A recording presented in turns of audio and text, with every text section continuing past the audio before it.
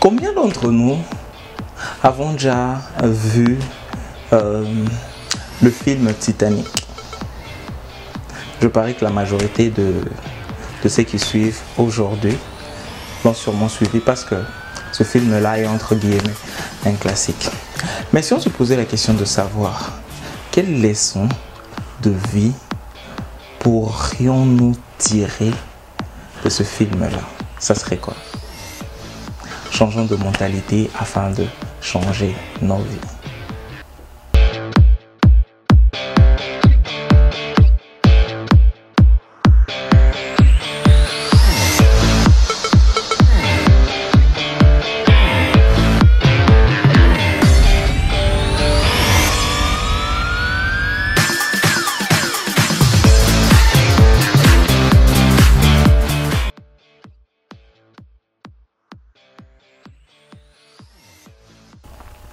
Au fait, le Titanic, quand ça a été construit au début, c'était spécialement pour... c'était un bateau phénoménal à l'époque. C'était le plus grand bateau.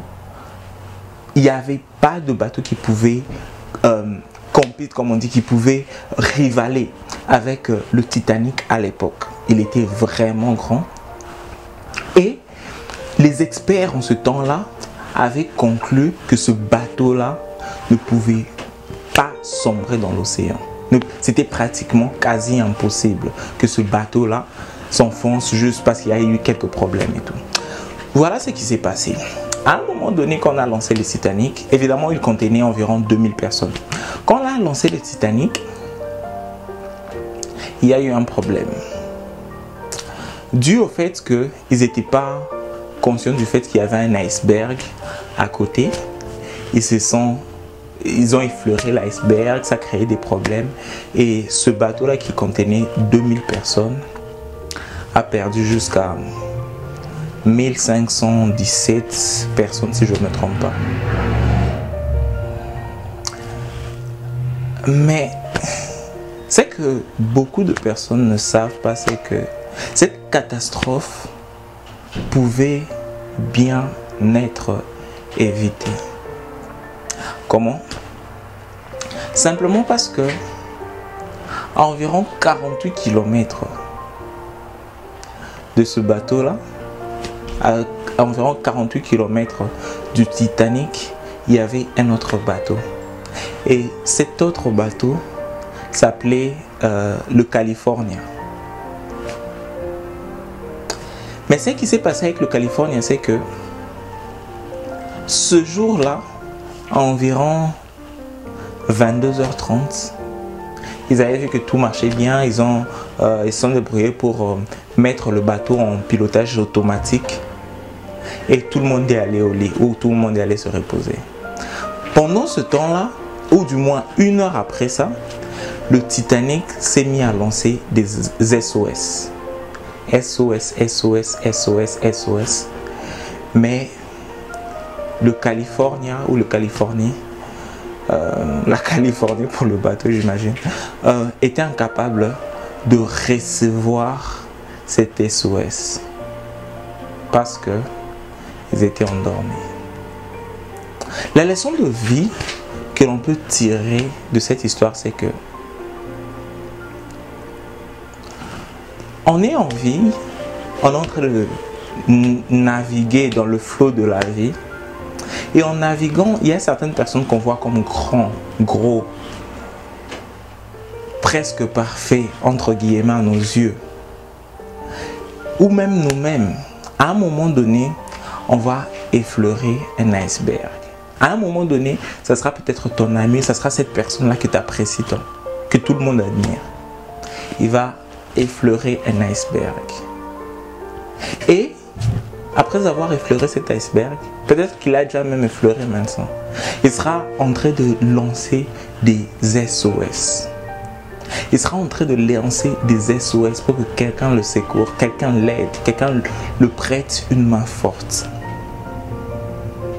Il nous faut juste ne pas agir comme le California, le bateau qui était à 48 km du Titanic. Parce que si ce bateau-là avait intervenu à temps, il n'allait pas avoir tous ces morts-là.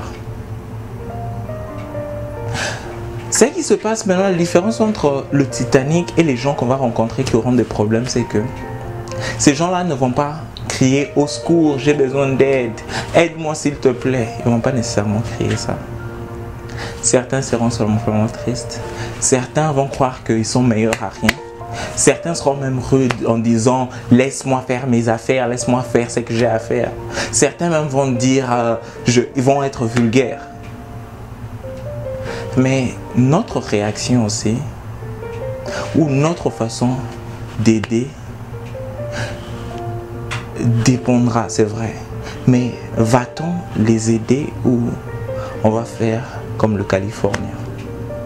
Va-t-on leur prêter main forte ou on sera occupé à autre chose? Il faudrait qu'on y pense. Des fois, il nous faut juste être ouvert pour voir peut-être qu'il nous faut prêter une main forte à gauche, peut-être à droite. Mais il nous faut être capable de capter ces signaux-là, ces SOS. Changeons de mentalité afin de changer nos vies. Donc j'espère que après ce numéro, vous allez mieux capter, vous allez essayer de mieux capter tous les SOS autour de nous. Ces personnes peuvent être admirées de tous, mais tristes et malheureux à l'intérieur. Si on peut, si on croit que c'est le bon moment, si on croit qu'on devrait, je crois surtout qu'on devrait les aider. Changeons de mentalité afin de changer nos vies. J'espère qu'après ce numéro, vous allez aider quelques personnes et peut-être sauver des vies ou du moins apporter un changement positif dans la vie de quelqu'un. J'espère que vous avez aimé la vidéo. Vous pouvez la partager, nous suivre sur Facebook, sur Twitter. Entre-temps, on vous revoit très bientôt et à la prochaine.